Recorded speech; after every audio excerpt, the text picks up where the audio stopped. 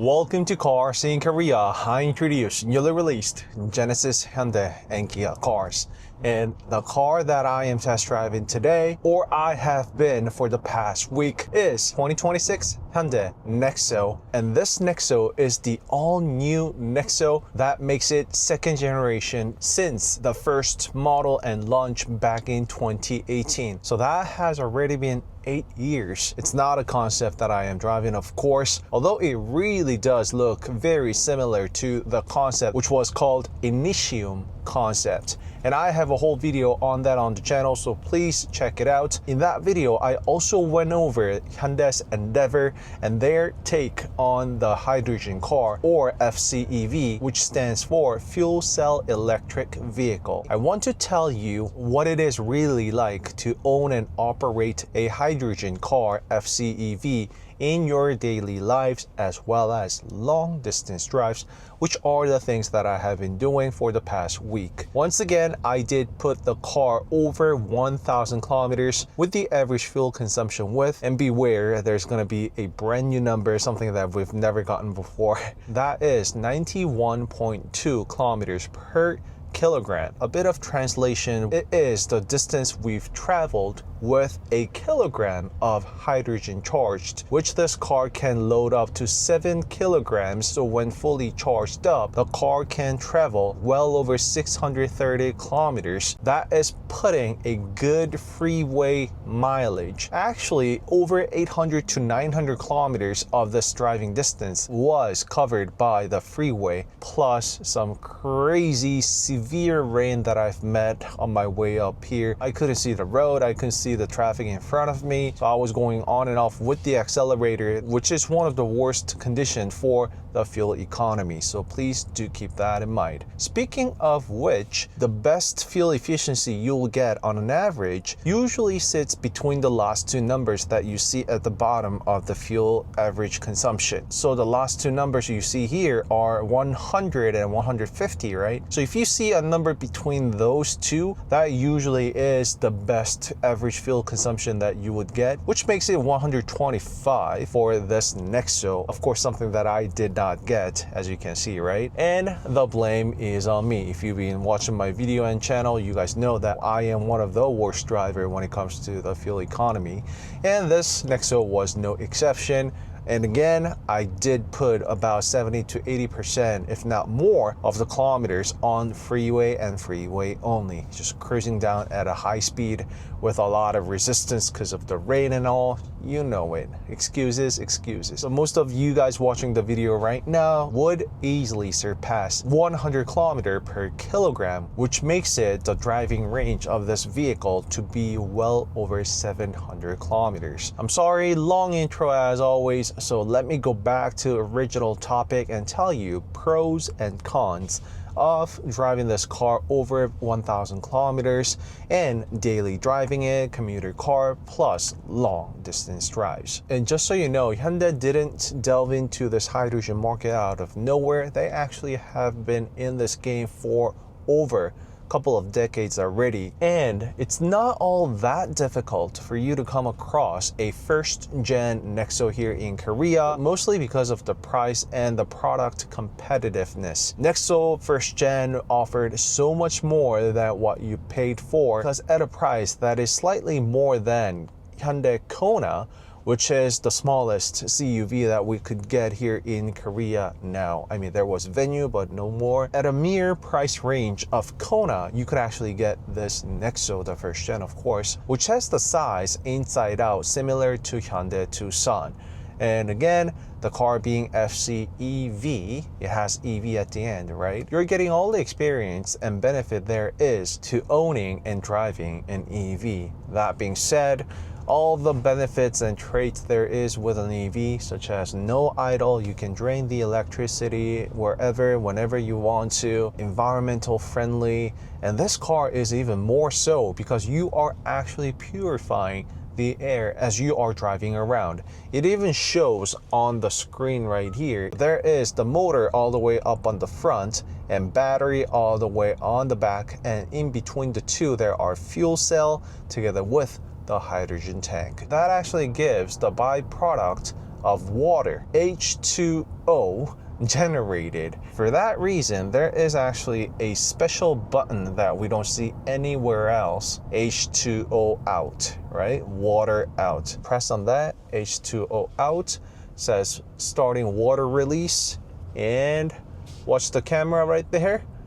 You see that one line of water drops, and now it's complete, and you don't see that no more. So it actually is the water that got released. And releasing the water at low speed like this, it doesn't do any harm to the traffic around. And it's pure water, it's clean. And adding on to that, when you arrive at a destination and shut the vehicle off, the Nexo automatically does the water release every single time.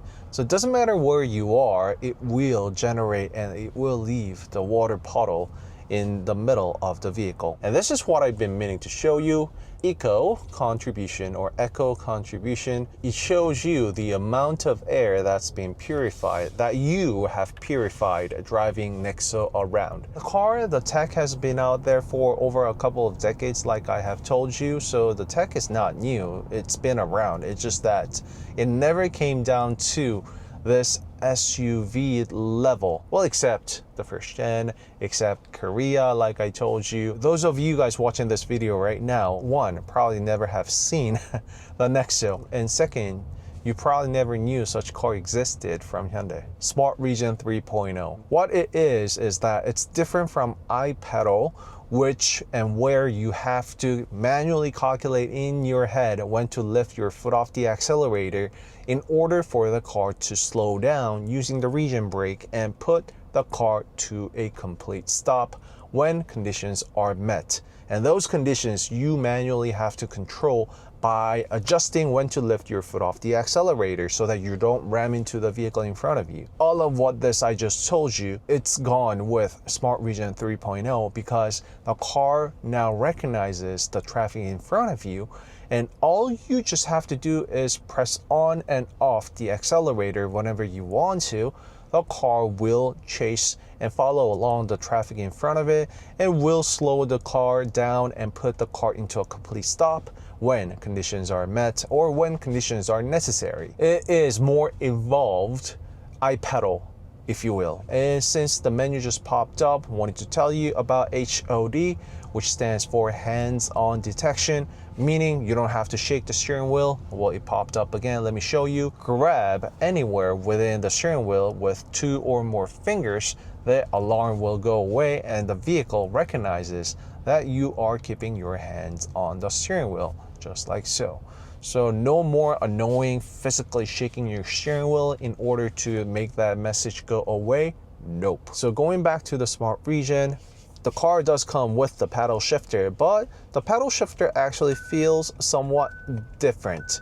You go back and forth the iPedal and Smart Region 3.0 a lot, and you want to manually control the strength of the region, especially when you have people, passenger inside the vehicle suffering from motion sickness like my wife Dima does. So whenever Dima sits, I actually get rid of the region brake and use the manual foot brake a lot in order to help her with the motion sickness. So it started with the Smart Region, the paddle shifters, the HOD I told you about, and the rest of this display is actually shared among the Hyundai Motor Group cars. So it's not just the Nexo explicit, but I love the DSM, digital side mirror. Therefore, that's the reason why I have so many monitors and displays. One more screen on top. This is DCM, digital center mirror, and it's not just the rear view mirror gone digital, because it provides you much more visibility left and right because it uses the wide lens, much more clear visibility, especially during the poor weather. I think I have the best example that I can give together with the DSM. If you can get these where you are, especially the DCM, I highly recommend that you include it as your option. It is worth every penny. And it's not just about the visibility, and this will be kept clean 24/7 because it is located at the far back of the trunk, meaning that your rear view is never going to get physically obstructed when you have people sitting in the second row seats together with the trunk luggage full. So there are these button things on top right here, as well as on the second row seat as well. And if you take a closer look at it, it says acoustic control. And that is ANCR, which stands for Active Noise Cancellation Rode. It shoots out the counter frequency coming into the cabin, therefore it cancels out the noise and making the car serene, cozy, the environment, the atmosphere that we get inside this car right now. So technically it works the same as any other noise canceling earbuds, headphones, and smartphones work. Adding on to the noise level, the windows of Nexo, both front and second row seats, come with dual acoustic laminated glasses. Therefore, it's double pane window, less noise coming into the cabin, as you just probably experienced, right? We can hear the truck right now, just like so. But when you roll the windows up, quiet. And all of the windows are fully powered and automated. You can roll them up and down at a push of a button. For the second row seats even. Speaking of which, the second row seats do also get heated and ventilated. Yes, you heard me right. They get the ventilated seats on the second row seat as well. And I also see the Bang & Olufsen premium sound system. First time ever the Hyundai car got such, because it was reserved for Genesis only up until now, but Nexo also got it. Moving on to the next point, the HUD. Of course, the car does provide both wired and wireless connection. It actually also shoots and shows the Apple CarPlay navigation info on HUD now. Yes, you heard me right, because I got this question several times before, and we get that finally. So 1.7 kilometers, right? We need to merge, and hopefully it is showing right now on HUD. It is showing the exact same info that is projected from my phone. Just want to quickly mention that there is no virtual gear shift, which are found on other Hyundai EV cars, such as Ioniq 9 even. So some of the cars do come with VGS for you to have a little more fun with the car. I mean, there is the active sound design, so you can hear the virtual gears. Well, let me give that to you right now, actually. So active sound design, there is only this sound though. The typical futuristic EV noise that we have been getting from Hyundai Motor Group car thus far. A lot of people made fun of it, but if you do watch the track footage, you'll see that people actually have that VGS turned on, and also the active sound design as well, in order to have one more feedback, one more sensory feedback. And the more information there is, it's always better when you are driving your car on a racetrack at a fast performance and pace, right? So I actually went over all the things that I wanted to tell you about the car. So this is one of the best conditions to use the Smart Region 3.0 that I told you about. All I need to do is just hit on the accelerator and let go. The car will stop on its own, just like so. I can play with the HDA2, which is the latest ADAS that Hyundai Motor Group has got to offer, and also iPedal and Smart Region 3.0. So that is the weapon of choice you have when you drive around with this Nexo. So just play with the different drive modes. When you get the chance, you'll feel all the differences and when to use which. And turning the active sound design off now. I hear nothing, just serene, comfortable, cozy ride that all EVs are. Absolutely love it. So moving on to the cons now. Number one, top of the list is definitely the charging experience. People say charging an EV is a bit of hassle compared to petrol, gasoline, diesel cars, ICE, internal combustion engine cars, right? But trust me, it's so much better when you compare it all to the hydrogen vehicle, because there's only a handful of charging stations nationwide, and they are not even open 24 hours. I've only seen like one charging station that say that they're open 24 hours, but I doubt it. They usually close on 10 p.m. on weekdays or 8, if not 7 in the afternoon, even for weekends. The good thing is that you have great amount of driving range when fully charged up, right? However, when you really need to charge on the go, if you don't have the route well planned, you might actually end up canceling your trip even. And one more thing, when you charge the hydrogen tank up, I've never seen it hit 100%. I believe that has to do with the nature of the car being, it could be the safety measures. I actually did check out the forum and people were actually sharing how much percentage each charging stations were offering. So from that alone, I could actually see that there is the differences between the charging capacity as to how much each charging station will charge your car up to. But all of them, of course, go beyond 90%. Anywhere from 95 to 98, I believe. And the price were all different depending on the charging stations. Of course, there is the average fee, but I actually found places to have different charging prices anywhere between 10 to 20% even. So finding a cheap charging station could actually mean something when you occasionally charge your vehicle. Speaking of which, if you have the hydrogen charging station nearby or around your daily routine and your life, well, that disadvantage that I've just listed, it's immediately gone. It's really affordable, cheap, environmental friendly, and the charging speed is just absurd, by the way. I charged the car when I had the hydrogen about 10 to 20%.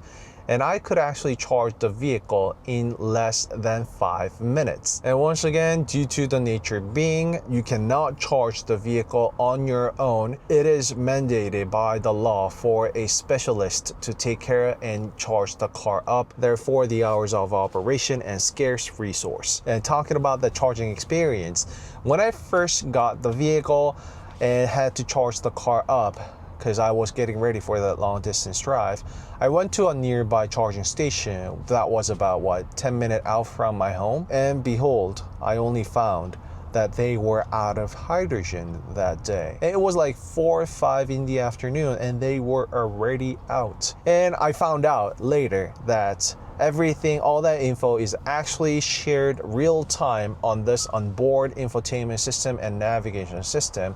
Just go in here, tap on the search button, and we see that there is the menu for the hydrogen stations right there. Just do that, and this is what's gonna pop out. All that green light, it means it's good to go. Okay, so there is the yellow. Yellow means that the cars are getting charged up, and you see the price and you see the hours of operation.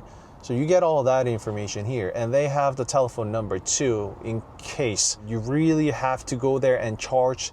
Just make sure it's good to double check with the charging stations before you go. Okay, right there, just like so. When the stations run out, we see real time that they are out of hydrogen, just like so. So I did find out that the place that I visited already was showing that they were out of hydrogen. And that is because, again, I did talk to the manager. Each hydrogen charging station would actually get a physical tank delivered to their charging stations, and they will swap out the hydrogen tank there. So the amount that they get is usually around getting 50 cars tanks full. So when they have the hydrogen cars coming in beyond that capacity, of course they're going to sell out, right? So that's the reason why we see the shortage of the tanks. If you have watched the video up until this far, well, thank you very much. Drop in the comment below anything you are curious about. Let's communicate, connect. I love doing that with my viewers, and I'll see you in the next video. By the way, I intentionally did not go over about the exterior, interior, none of that, because I've already done so. You will see plenty of that on my channel. And there's also the first drive impression from me and from my wife Dima as well, so please check it out. So pros and cons, I was very being honest and blunt about it. If you have charging station nearby, congratulations, lucky you. This is the best car to drive around. The economy wise, it's environmental friendly, even more so than BEVs, battery electric vehicles, right? It charges faster than your petrol models, and you are purifying the air. You are contributing to better environment. All right, so that really is it for today's video. I will see you in the next video. And I am just seeing the reflections of the DRLs. And this design I really love. It's bold, it's uniquely Nexo. There is not a single car that comes close to the design that this Nexo offers. By the way, the square thingy that you see in and out of this car actually symbolizes the H2, the brand within the brand of Hyundai of hydrogen cars. So we see that on the hydrogen trucks, the commercial trucks that are currently being tested and driven around the world. And that's where the hydrogen tech actually comes in and kicks in. You want to have the freight vehicle to drive further and have less weight incurred by the fuel, be it gasoline, be it diesel. Of course, it's mostly diesel. If you have less of that fuel, that gets converted into the weight that you can load and travel with the freight vehicle. And that's where this hydrogen tech actually comes in.